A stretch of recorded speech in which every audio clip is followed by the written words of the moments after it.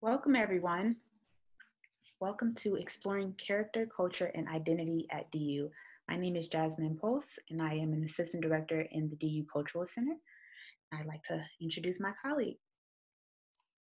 Good afternoon. My name is DePrince. I am a professor in the Department of Psychology, and I also direct DU's Center for Community Engagement to Advance Scholarship and Learning, which we refer to as CECL. We're very excited to have this chance to speak with you today. Thank you for taking time out. And we really want to showcase some of the opportunities here at DU for students to explore character. And at DU, exploring character means trying to answer the question, what does it take to live, collaborate, work, communicate authentically across difference?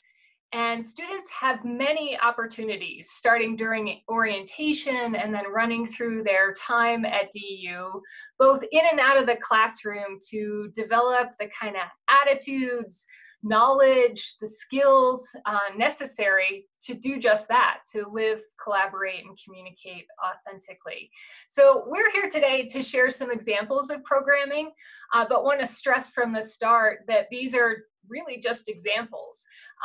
It's not an exhaustive overview of such opportunities. That would be impossible, because this notion of exploring connections and how you relate to and work with others is just integrated throughout a DU education.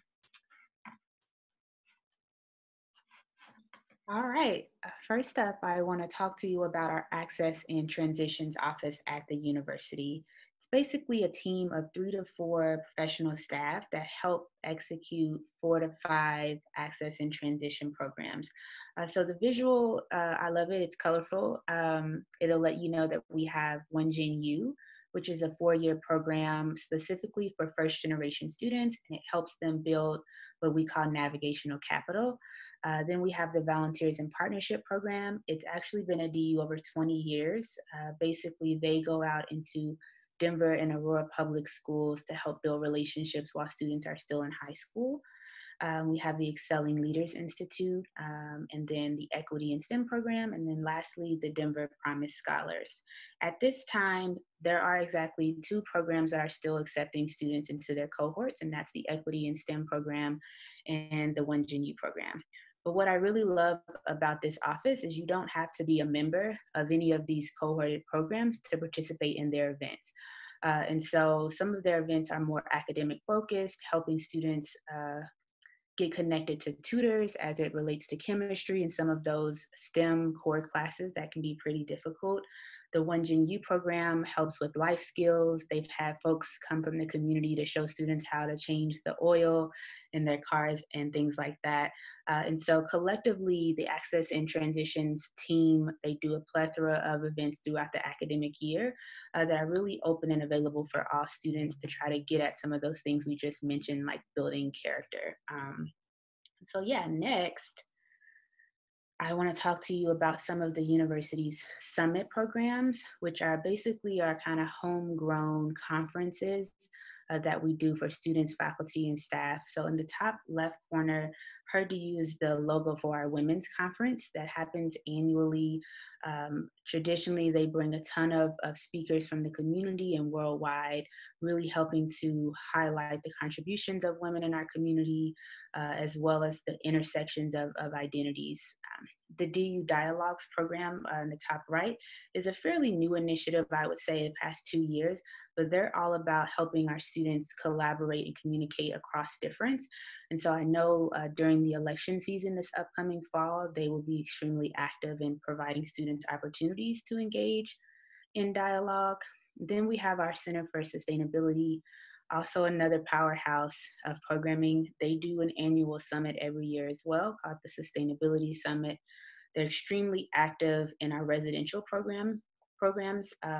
They have a newsletter called the Stall Street Journal that is in the bathrooms in the dorms. And so really helping our students to think about sustainability, should your light be left on, those types of things. And then lastly, I want to highlight our annual diversity summit and our internationalization summit, which are other opportunities that really help our students connect with faculty across the country and at DU, as well as they give our students actually an opportunity to serve as presenters themselves on anything that they feel they have an expertise in. And so this is just a snippet of some of the programs that DU offers pretty consistently. And so definitely want you to feel energized and excited about all of the things that your students have access to at no additional cost to them. And then lastly, this is a slide. I love the colors. I think it keeps us engaged. It's just a few student organization logos. DU at any one time can have between 100 and 300 active student organizations on the undergraduate student level. And so typically when you join a student organization, it can be around your identity, around your major or your hobbies. And so all of that is definitely at DU in addition to club sports. And so what I love about these organizations is they throw you right into kind of a leadership position. And so you're already having to figure out conflict management, how to navigate our internal like room reservation systems. And so these organizations are managed by our Office of Student Engagement on campus. And so they're a great resource for a student who wants to join an existing organization, or if your student wants to create a new organization. And so definitely just wanted to highlight that it's our students working together in this way that actually promotes a lot of that collaboration and communication across difference that we were talking about. So yeah, I would be happy to answer any questions you all have about any of those things. I know I talk pretty fast. I apologize, but want to make sure Anne has plenty of time to talk about Cecil. Great. Well, thanks, Jasmine. And we're both keeping watch on the chat. If folks have questions to add in, please do. And if we don't catch them in real time, we will at the end.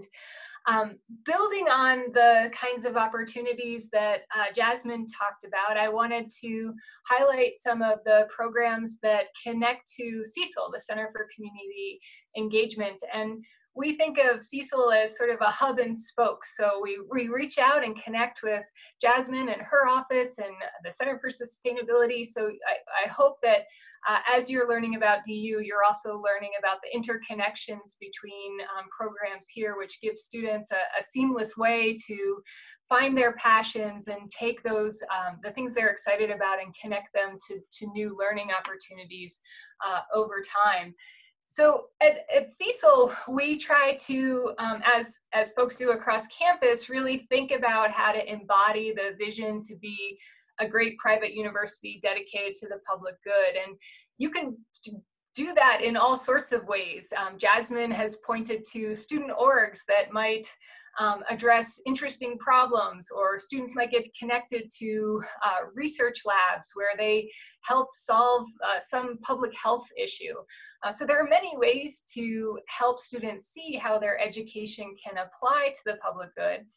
Over at CECL, our wheelhouse is really focused on community engagement as the means for learning and having impact at the same time. So our office focuses on how do we help students, as well as their faculty mentors and staff mentors, such as Jasmine, how do we help them work together in partnership with communities, where it's a win-win for everybody involved. So for example, students learn about themselves, about their own identities, their values.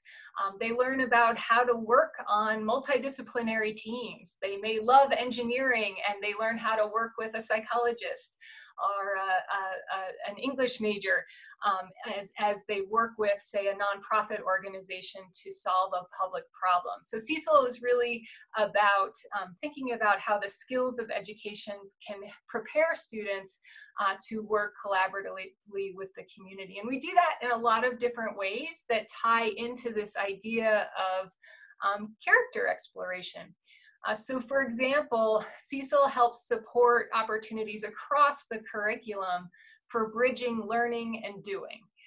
So the idea of education being, 4 years of studying in a classroom and then you go apply what you're learning or try it out, that's not what we're about here. Instead, what we try to do through CECL is support faculty and staff across campus to help students learn as they're working with community partners. Sometimes this is called service learning. We call it community engaged learning here at DU to really emphasize that there's this engagement, this back and forth flow of learning and information and exploration. So for example, we've had courses that not only have had classes that partner with communities, but have brought students at different levels of their education together. A few years ago, Professor Erin Willer and Esteban Gomez, who are in communication studies and anthropology respectively, they brought their classes together to work collaboratively with a nonprofit organization where each of their classes had particular learning objectives. One course, Dr. Gomez's, was trying to learn how to develop museum exhibits, where Professor Willer's class was trying to learn about how do you communicate empathy. And they came together and developed, based on the needs of a community organization, a museum exhibit that was up for several months in the DU Museum. So these are powerful ways for students to learn concepts as well as learn about themselves. One of the most moving things about this museum exhibit, I got to tour it and hear from the students, was as much as they learned about course content, they also learned through understanding their reactions to this process, to the topics they were covering, and it was a really powerful experience. We, of course, see this kind of service learning or community engaged learning across the curriculum. Other colleagues in STEM, for example, have taken research that they were mentoring, faculty were mentoring student-driven research, and seen that research start to have such an impact with community partners that it's then grown into a class opportunity where even more students get involved. So for example, Dr. Barbecca Hurt from Biological Sciences worked a lot with the Claremont Park Senior Living community, mentoring research one-to-one with students who were working with the community center, and then that grew over time into involving multiple classes in that collaboration. And again, it has this spirit of learning how to work with diverse groups, work across disciplines, work with faculty, staff, students, as well as community members. So it's really quite exciting. We also, at DU and through CECL, really emphasize connecting students. And we think of this at CECL as connecting change makers. So how can we help students who want to use what they're learning to make a difference, to be part of collaboratively solving the problems facing our communities? So we have some signature things at the university that can provide really phenomenal opportunities for students, such as the Scholar Shop. You can think of this as a front door through which community organizations who want to partner with students and faculty to answer a research question or develop an evaluation or an art project, they can come in through the Scholar Shop, and then we help look across campus to connect students with faculty mentors who then work with those community identified or community inspired sorts of questions. So CECL, like many of the places on campus, including Campus Life, are really focused on how do we get students working and connecting together, which is again this great opportunity for learning about yourself and others. We also have many opportunities across campus, some of which happen through CECL, to really galvanize students as tomorrow's civic leaders. For example, through CECL, there are opportunities to learn about community organizing as a model of developing sustainable change that's grounded in communities collaborating to identify solutions. So we have a community organizing institute that we run each year so that students can learn about change processes and are ready to take what they know about change in communities and connect that to what they are learning in the classroom. And Jasmine and others on campus have been leaders in trying to think about how can students do that kind of organizing, apply community organizing as a way of thinking about change in lots of ways across campus. The organizing also provides a really important opportunity for students to have a chance to think about their own identities, their views of change, their views of who has the answers to questions. How do we find collaborative answers? Because of course we know that change isn't sustainable when it's one direction. And so using community organizing as a tool for helping students to think about themselves and others and how to collaborate for impact has been really, really powerful. At DU, we also focus quite a bit on amplifying voices, community voices, student voices. So through CECL and through the FSEM, the first year seminar program, and other curricular experiences on campus, you'll probably start to hear students talking a lot about using tools such as an e-portfolio to bring together different reflections and experiences so that they can start to develop a story over their 4 years here about how what they have learned, what they've discovered about their passions, about their strengths, about the kinds of things they want to continue to develop in themselves. And so we have tried to use tools from newsletters to e-portfolios as ways to help students tell the story of what they are learning, to reflect on their own values and be prepared to share that publicly with the world. We see students creating things like e-portfolios where they put together a curated set of experiences and reflections on those experiences, and that those become the basis then for writing incredible applications to medical school or for other opportunities as they're looking for employment as they get ready to graduate, that we are helping them along the way sort of structure and reflect on their experiences so that they are in really strong positions at the end of their graduate education to be able to say, in applying for more schooling or for jobs, I know who I am, I understand my strengths, I understand who I am as a team member, and that those are, of course, really important skills that employers are looking for. We also, across campus, have several university-wide initiatives that Jasmine started alluding to as well, and I'm just going to pull out one of them called DU Grand Challenges to highlight, because I think it really speaks to opportunities at DU for students to be working in a multidisciplinary way, so that they're getting depth in their majors while they're also getting breadth of experience and understanding how to tie their growing way of thinking in their major to other ways of thinking about the world. So Grand Challenges is this idea of how can universities play a role in tackling big problems. It's sort of like, what's the moonshot kind of goal for the current generation of students, and how can universities play a role in that? And there are lots of models of universities tackling grand challenges out there in the world, but here at DU, we have one that really focuses on community engagement, on having students be active participants in solving problems, with mentorship from faculty and in partnership with the larger community.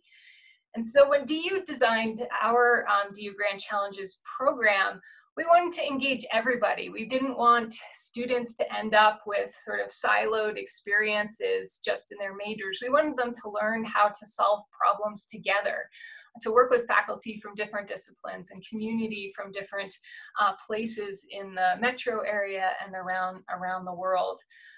We wanted to inspire multidisciplinary work and inspire this sort of reaching out and drawing people in to the university.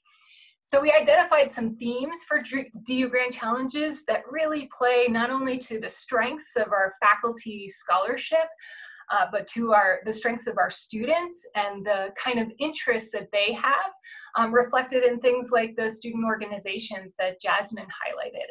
And by looking across the university and at communities, what they were interested in collaborating with the university around, we ended up with a theme of thriving communities for this overarching DU Grand Challenges, with particular emphasis areas in how can the university collaborate within ourselves and with communities to improve daily living for the lives of people in our communities, increase economic opportunity, and advance deliberation and action for the public good. Sort of how can we help be part of people having rich civic lives where they feel a sense of agency.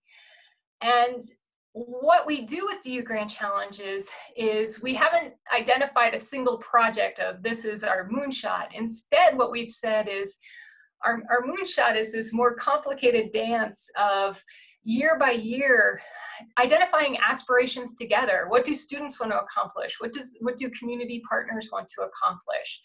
And using an iterative process of finding aspirations together to identify substantive actions that we can take together. And of course, to hold ourselves to account. So the final part of our aspiration and action is to really look at achievements. What have students learned? What impacts have we had on problems that we've tried to tackle in collaboration? And so through this sort of process, students learn a lot about collective impact, the idea of we could all do lots of individual projects over time, and that might make a difference.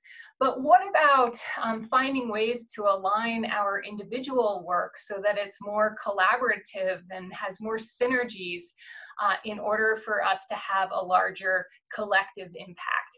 So DU Grand Challenges provides this other wonderful, rich opportunity for students to get involved in work where they're going to be growing individually while contributing to a larger whole. We have tackled a host of topics within DU Grand Challenges, things such as sustainability, food and housing insecurity, crime and safety issues, migration, and have some really rich work that undergraduate students of all levels have been involved in to date. And we hope that the incoming class is going to jump in as well.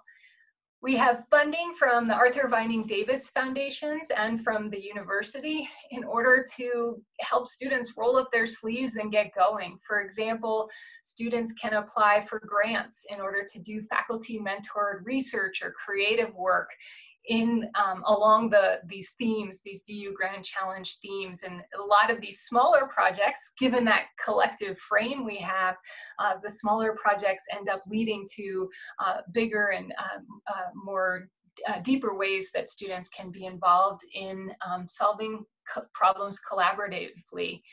We have a cohorted experience where student scholars can get mentorship throughout the year to plan how they would like to approach DU Grand Challenges, thinking about their own identities, how they collaborate, what kind of skills and professional skills they want to build up, how DU Grand Challenges can be connected to their classroom experiences. And so we provide mentoring and support for the student scholars to really dig deep within the DU Grand Challenge program.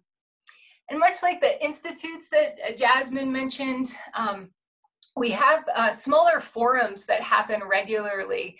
DU Grand Challenges has a version, but there are a lot of forums across campus that have different structures for bringing people together to hear new ideas and then talk with one another, learn the skills of how do you have quick conversations and share perspectives and be open to new ideas. So DU Grand Challenges version of that, the forums typically have what we call lightning talks that are quick talks that are meant to be bold and impactful and just get people evoke ideas, evoke conversation.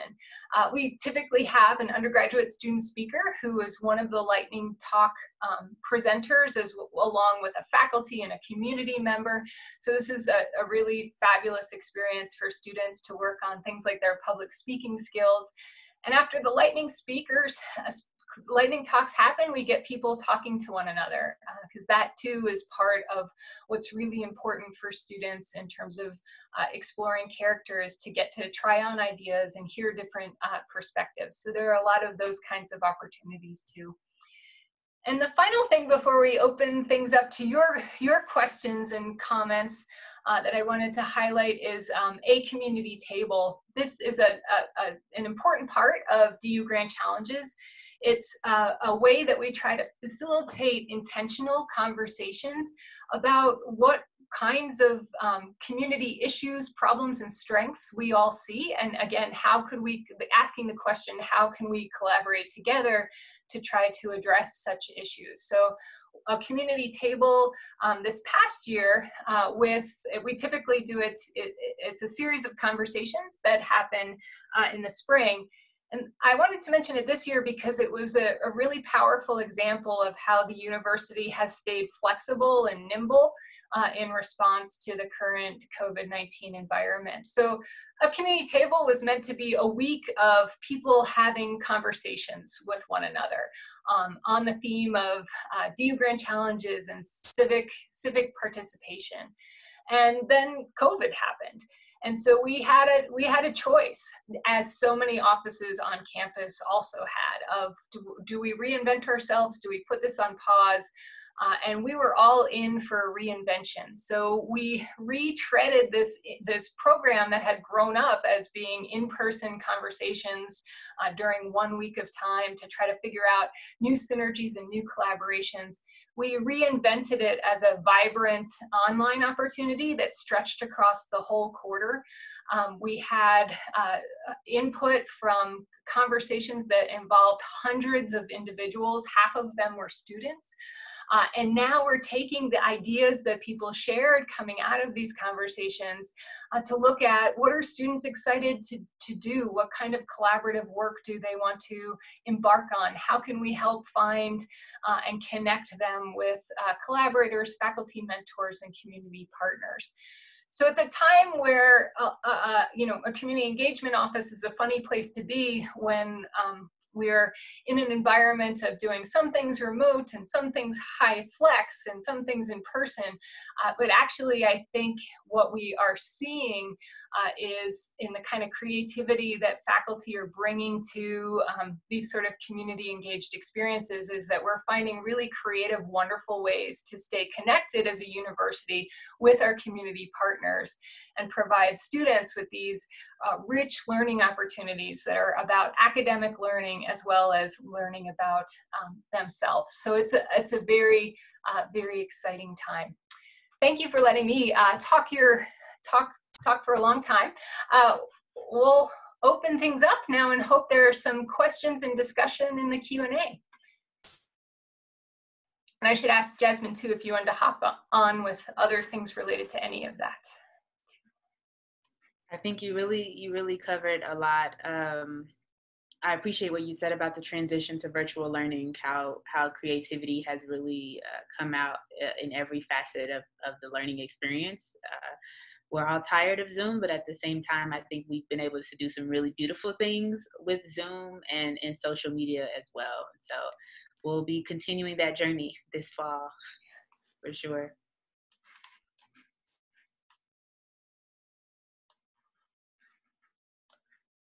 Sure. Someone asks, or Sharon was asking, the CECL acronym. The CECL is the Center for Community Engagement to Advance Scholarship and Learning. We tried to get our whole mission right into the name, so you would know what we were about. So we are all about these community university partnerships.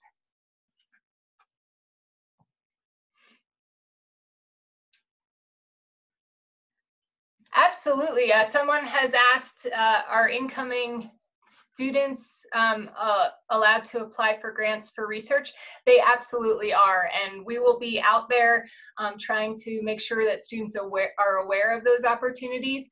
We also try to help students find faculty mentors, because of course you want students to be learning about research as they're doing it. So we really focus through Cecil's funding on faculty mentored research, but there is no limit in terms of years. We're really excited when we see first year students wanting to hop into research early on. There are other offices on campus that also support research. So the Undergraduate Research Center has grants available for students, undergraduate students in all years, again, to support research that they're doing that is mentored by faculty.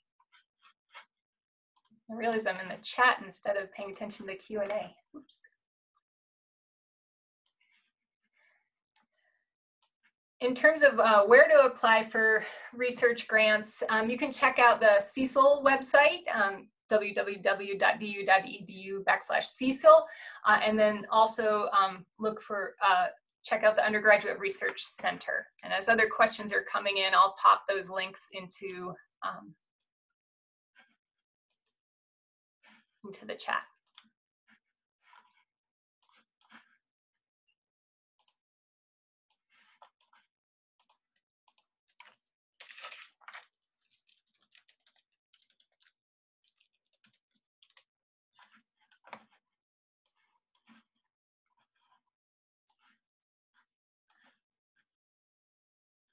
Are there other things people are excited about or wondering about?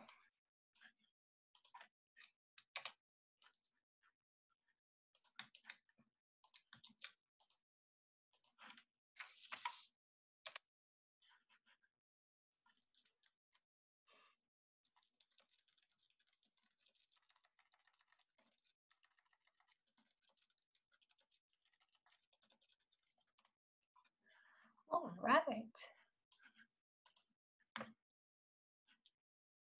Great. Well, thank you very much for your time today and for taking the time to learn some more about programs here. In the chat, you've got the hyperlink for Cecil as well as the Undergraduate Research Center for folks who are interested in checking out more. Jasmine, shall we say farewell and call it a wrap? Yeah, we just got one more question though that I want to address. It says, how do first years get involved? That is a great question. And our answer is by going to Crimson Connect. It is DU's kind of event and organization management platform for our undergrad students. And so if you just Google DU Crimson Connect, I also believe that's where you have to go to register for this event. That is where we are hoping students can find every active student organization, every event. They can find out whether it's going to be virtual or in person. And so Crimson Connect is really going to be your students' gateway to what's going on campus. A lot of the student organization pages will likely send students to their social medias and other platforms, but Crimson Connect is definitely where you want to start to see what the options are and the different opportunities to get involved. But yeah, on that note, we can totally wrap it up. If you all need to reach us, we can totally put our contact information in the chat, and I'll be happy to answer questions about involvement. All right, enjoy your day. Wonderful. Thank you.